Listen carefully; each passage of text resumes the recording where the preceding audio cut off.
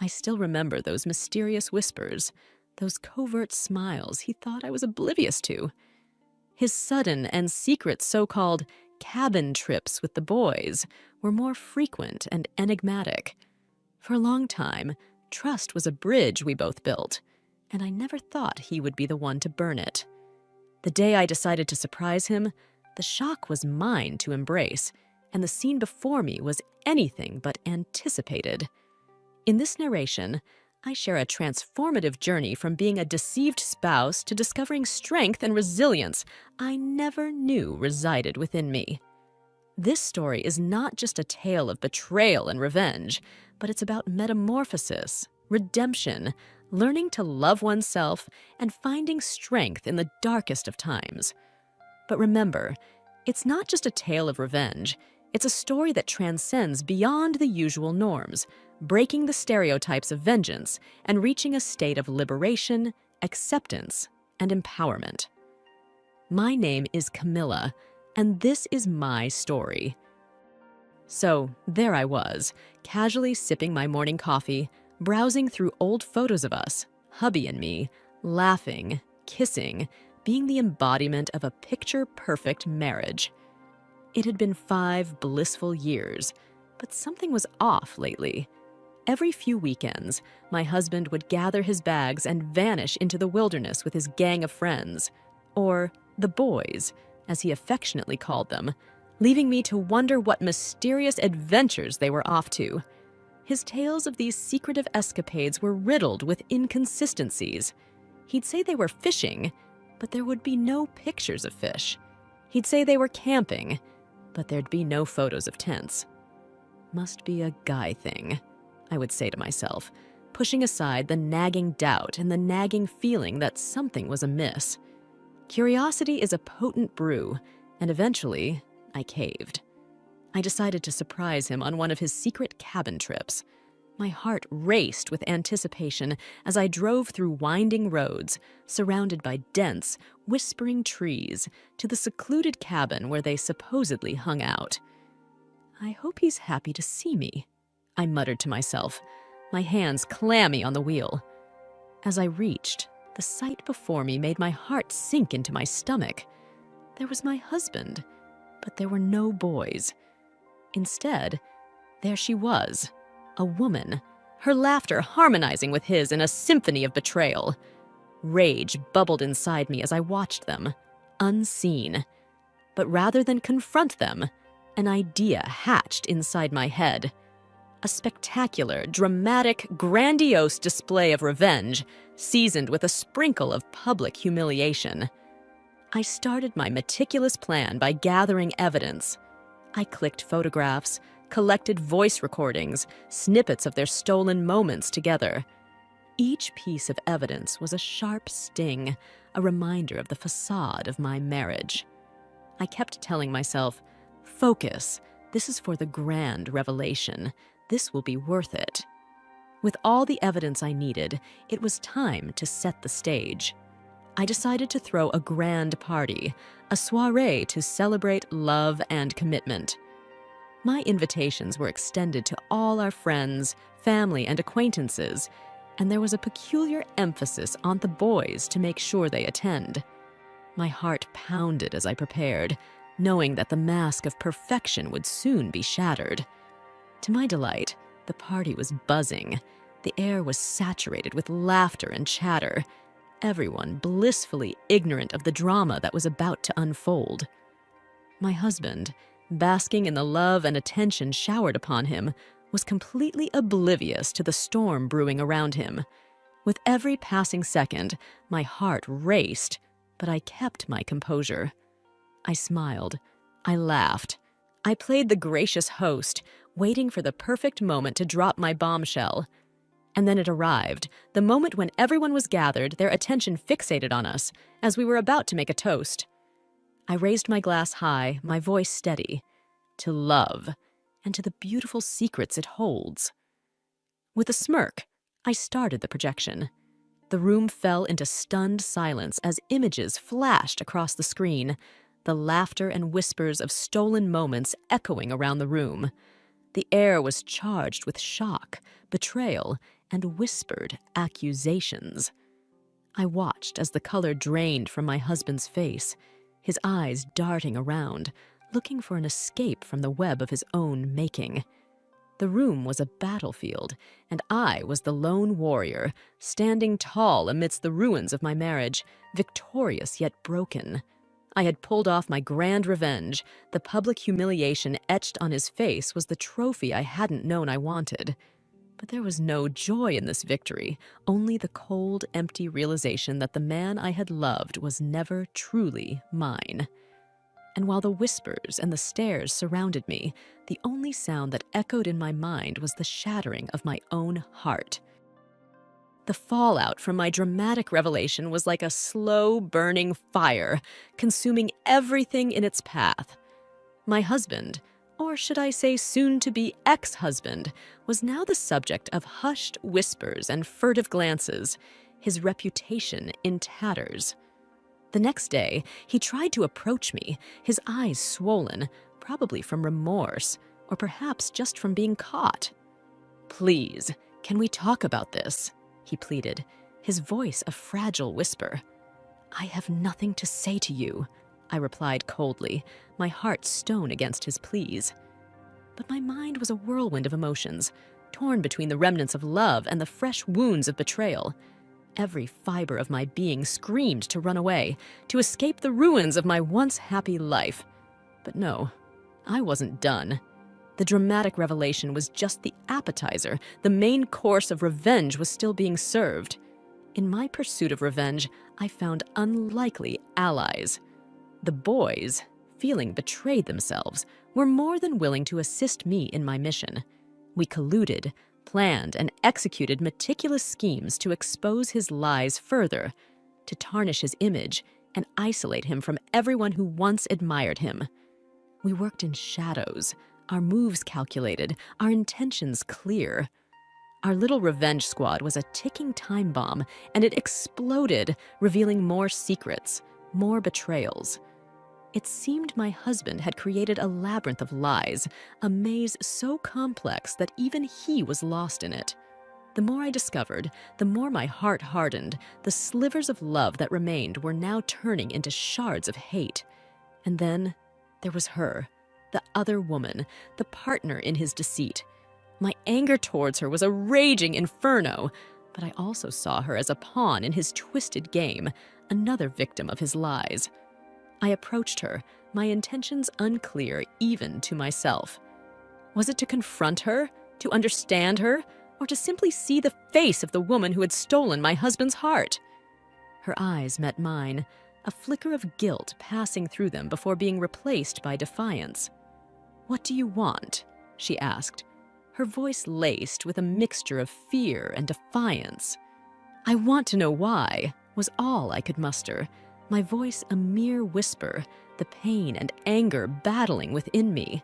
She, too, had been a puppet in his game, unaware of his marital status, fed lies coated in sweet words. It became clear that in his quest for thrill and adventure, he had played us both, leaving a trail of broken hearts in his wake.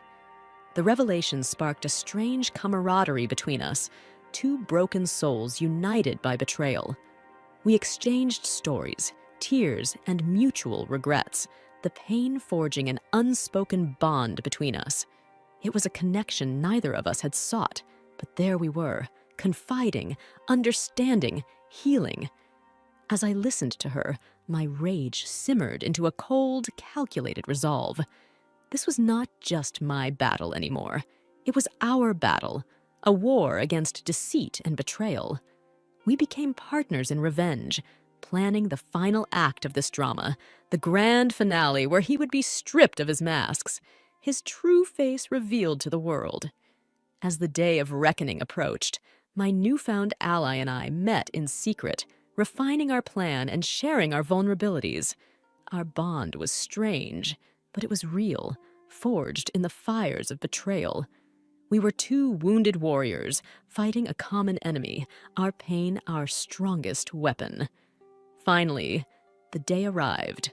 The stage was set, and all the actors were in their places. The air was thick with tension, charged with anticipation. I felt a kaleidoscope of emotions as I prepared to face him, my stomach in knots, my heart racing. This is it, the moment of truth, I said to myself, steadying my breath, preparing for the storm ahead. We had planned a public confrontation, a spectacular showdown where all his lies would be laid bare, his charade exposed. We had invited friends, family, colleagues, anyone who had known him, respected him. It was to be a court of public opinion, a platform where his true self would be revealed. He walked in, unsuspecting, his usual charm in place, his smile radiating confidence. He had no idea that his fortress of lies was about to crumble, his empire of deceit about to fall. My heart hammered in my chest as he approached, his eyes searching mine, a flicker of curiosity in them. "What is all this?" he asked, the innocence in his voice almost convincing. And then the storm broke, a torrent of accusations, revelations, and confessions pouring down on him. His face changed, the mask slipping, revealing the man behind it, the real him. The room was a battlefield, his defenders fighting a losing battle, the truth slicing through their defenses, exposing the rot within. His eyes darted around, looking for an escape, a way out of this nightmare. But there was none. The walls were closing in, his past catching up to him. The air was electric, the tension palpable, the silence broken only by the whispers of shock and disbelief. It was a spectacle, a display of his true self, each layer peeled back, revealing the man he really was. His charm, his charisma, all stripped away, leaving behind a broken, defeated man. The room was a sea of faces, each one a mirror reflecting his betrayal, his deceit. I watched him, my heart a mix of satisfaction and sorrow, the final act playing out before my eyes. I had dreamed of this moment, longed for it, the sweet taste of revenge on my lips. But as I saw him there, broken, lost, a part of me mourned the man I had loved, the man I had thought he was. He tried to speak, to defend himself, to explain, but his words were empty, his voice a hollow echo. The truth was out, the mask shattered, and all that remained was the man, the real man, exposed and vulnerable. His eyes met mine, a plea in them, a silent request for forgiveness, understanding. But it was too late. The damage was done, and all that remained was the ruins of a life, a love, destroyed by his own hands. The confrontation was a catharsis, a release of all the pain, the anger, the betrayal. It was a cleansing, a purification, the truth washing away the stains of his lies. And as the dust settled, as the echoes of the confrontation faded, I felt a sense of peace, a calmness I hadn't felt in a long time. As I walked away from the ruins of my past, a sense of freedom enveloped me, a lightness in my step. I had fought the battle, won the war, and now the future was mine to shape, to mold. The pain was still there, the scars still fresh, but I was healing, growing, evolving. I looked back one last time at the man I had loved, the man I had lost. He was a shadow, a ghost of his former self, his world crumbled, his life in shambles. It was a painful sight, a reminder of what could have been, what should have been. But it was also a symbol of my strength, my resilience, my ability to rise from the ashes, to rebuild, to renew.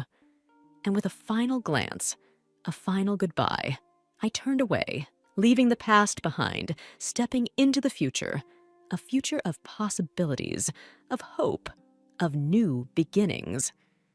The aftermath of the confrontation was a maelstrom of emotions, a tempest of pain and relief, regret and vindication. It felt like a weight had been lifted off my shoulders, but the echo of betrayal still reverberated in the back of my mind. "You've done it. You've exposed him," I said to myself, trying to grasp the enormity of what had just transpired. He was now the talk of the town, whispers of his deceitful exploits permeating through every social circle. His name was synonymous with betrayal, his image tarnished beyond repair. It was the bitter fruit of his deception, a consequence of his actions, and it tasted oh so sweet to my revenge-fueled heart. Our shared acquaintances were divided, some siding with him, ensnared in his web of charming lies, while others extended their sympathy to me, their eyes newly opened to his true colors. It was a war of opinions, a battlefield of conflicting loyalties, and I was at its center, a symbol of his deceit and downfall. The other woman, once my opponent, now my ally, also began her journey of healing. Our bond, though born of pain and betrayal, had become a beacon of support and understanding, a shared experience that only we could truly comprehend. We were the wounded survivors of his emotional onslaught, and together we started to rebuild our broken selves. During this turbulent time, my newfound strength became my guiding light, my compass through the storm. I immersed myself in activities that brought me joy, surrounded myself with people who loved and supported me. This is your time, your moment to rediscover yourself, I constantly reminded myself. Every day was a battle, a struggle to move past the pain, to let go of the bitterness. There were moments of weakness, moments where the shadows of the past threatened to engulf me, but I fought back, clung to the light, to the hope of a better tomorrow. The path was rocky, the journey long, but I persevered, my resolve unbroken. I indulged in self-care, explored new hobbies, met new people, opened my heart to new experiences. I learned to love myself, to value my worth, to see beyond the scars, beyond the pain. It was a journey of self-discovery, of growth, of transformation. I was a phoenix, rising from the ashes, reborn in the fire of my trials. However, the shadow of him lingered, a ghost haunting my steps, his memory a constant reminder of the pain, the betrayal. But with each passing day, the shadow grew fainter, the pain less sharp, the memories less vivid. I was healing, slowly, gradually, the wounds closing, the scars fading. In my journey of rebirth, I also learned the power of forgiveness, the strength in letting go. I realized that harboring the bitterness, the anger, was only poisoning my soul, chaining me to the past, to him. To truly be free, to truly move on, you must forgive, a wise friend advised me. It was not easy to release the anger, to let go of the resentment. It was a battle, a struggle within myself, but I fought it. I conquered it. I learned to forgive, not for him, but for me, to free myself from the chains of the past, to cleanse my soul from the toxins of bitterness.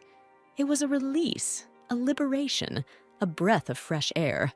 Forgiving him was my final act of revenge, my ultimate victory. It was my way of taking back my power, my control, my life. It was my declaration of independence, my proclamation of freedom. I was no longer his victim, no longer his prisoner. I was free, free to live, to love, to be me. In this newfound freedom, in this rebirth, I found my true self, my authentic self. I learned to embrace my flaws, to celebrate my uniqueness, to love myself unconditionally. I discovered my worth, my value, my essence. I was me, unapologetically, proudly, freely. And as I walked this path of self-discovery, of healing, of growth, I realized that this journey, this experience, had shaped me, molded me into the person I was meant to be. It was a painful lesson, a harsh reality, but it was my truth, my story. And I owned it, embraced it, learned from it. In this climactic juncture of my life, where forgiveness had paved the road to my emancipation from pain, and I was evolving every day, I also had a revelation. What if my true revenge is not just unearthing his deceitful endeavors, but also blooming in the ruins he left me in? I thought.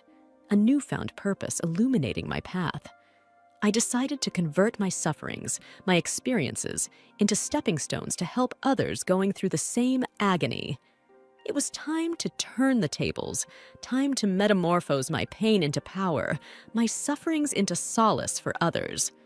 My journey found a voice in the form of a support group where broken hearts met to share, to heal, and to find strength in unity.